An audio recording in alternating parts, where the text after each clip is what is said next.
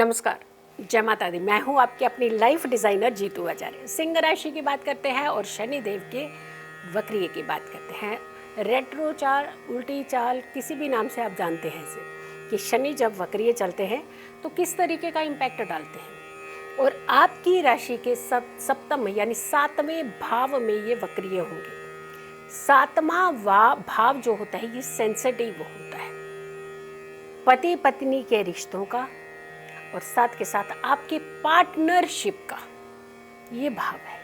तो यहाँ पे शनि का वक्रिय चलना आपके छठे और सप्तम भाव का स्वामी होकर के तो किस तरीके की चीज़ों को आपकी ज़िंदगी से दूर भी कर सकते हैं और कुछ चीज़ें आपकी ज़िंदगी में चल करके भी आती हैं। लेकिन यहाँ डिसीजन की ज़रूरत होती है कि जो चल करके आपके सामने आ रहा है क्या ये सही है या गलत, इसका फैसला तो लेना पड़ेगा ना।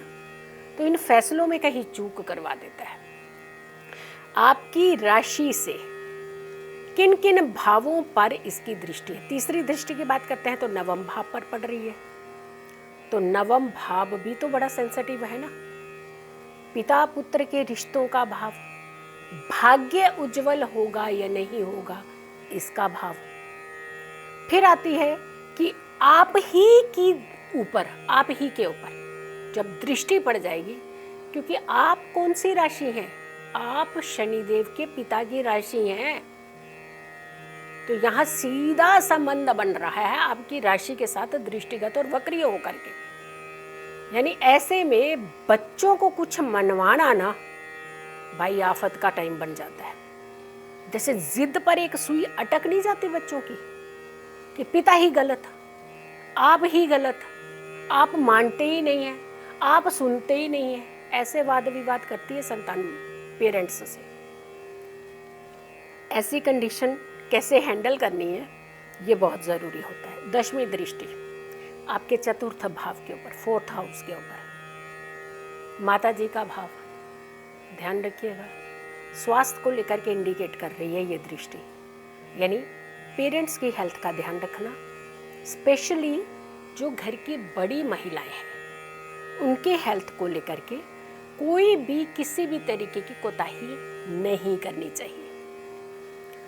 शिक्षा का भाव, आपका भाव, आपके पेरेंट्स का भाव, ये सारी चीज़ों को मिला करके अगर हम देखते हैं तो सारे के सारे जो घेरे में आ रहे हैं वो रिश्ते ही रिश्ते आ रहे हैं।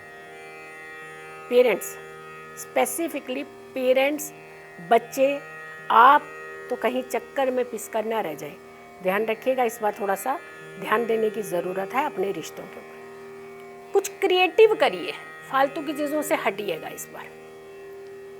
अब आपका माइंड ना बहुत क्रिएटिव होता है, लेकिन आपकी प्रॉब्लम क्या है कि मैंने जो किया वो सही, बाकी जो कर रहे हैं वो सब गलत। तो यहाँ थोड़ी सी आपको जिद छोड़नी पड़ेगी इस बार। ज़रूरी नहीं है कि आप बड़े हैं या छोटे हैं, कई बार फैसला गलत भी होता है। और अगर समझ लेना चाहिए, अगर मान लेना चाहिए तो मानने में हर्ज क्या, अगर आपका बचाव हो सकता है या आपकी चीज़ें बच सकती हैं। तो ईगो क्लैश जो होती है ना, फैमिली के अंदर ईगो क्लैश, ये बहुत बड़ी एक परेशानी का कारण बन जाती है। ईगो क्लैश में मत आइएगा। पति पत्नी में झगड़े बढ़ने की संभावनाएं हैं। अब झगड़े भी देखिएगा कैसे होंगे।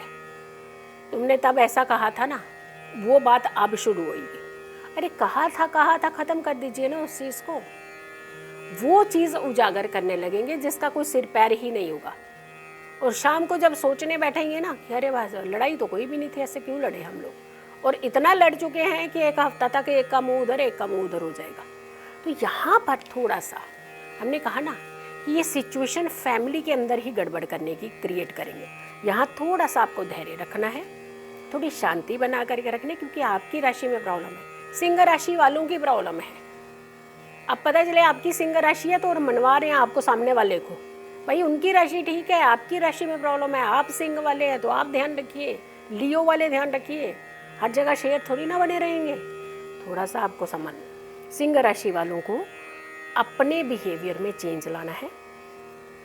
भाग्य में थोड़ा उतार चढ़ाव की सिचुएशन बता रहा है, बट आपको थोड़ी सी अपनी एनर्जीज के साथ साथ अपने काम की तरफ फोकस करने का प्रयास करना।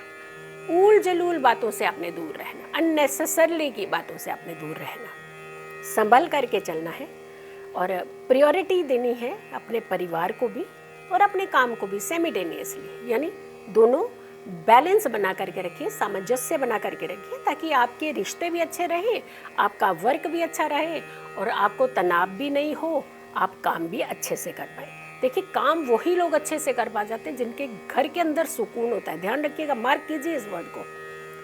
जो व्यक्ति घर से किच किच करके निकलेगा, उनका पिछला भी खराब, उनका अगला भी खराब। जहाँ जाएंगे वहाँ भी किच किच करेंगे, पीछे छोड़ के आए हैं तो तनाव छोड़ के आए हैं। इसीलिए शांति से भर करके कोई भी सुख नहीं होता है। तो थोड़ा सा ध्यान रखना होता है, अपने इर्द गिर्द एक अच्छी पॉजिटिव एनर्जी बनाइए। हर शनिवार को हनुमान चालीसा का पाठ किया करें। हर शनिवार को काली उड़द की दाल आपने शनिदेव के आगे ज़रूर अर्पित करनी है, या फिर थोड़ी सी दाल ऐसे होगी 250 ग्राम के करीब, वो आप किसी को भी डोनेट भी कर सकते हैं कुछ थोड़ी सी छोटी दक्षिणा के साथ। अब अगर आपका सामर्थ्य है तो आप ज़्यादा देना चाहते हो तो 1.25 किलो भी दे दीजिए, वो डिपेंड करता है आपके ऊपर।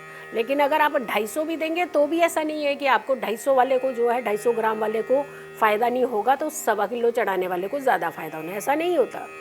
आपके भाव में कमी नहीं होनी चाहिए। आप किस नियत से दान कर रहे हैं, किस नियत से डोनेट कर रहे हैं, किस मानसिकता के साथ डोनेट कर रहे हैं, ये इम्पॉर्टेंट होता है। तो आप इस उपाय को कीजिएगा और अपनी एनर्जीज़ को अच्छा बनाइएगा, अपने घर के अंदर तालमेल बना करके रखिए। सो अगली राशि होगी हमारी वर्गो यानी कन्या राशि। वीडियो को ज़रूर शेयर कीजिएगा। कन्या राशि वाले इंतज़ार करें, तब तक के लिए नमस्कार, जय माता दी।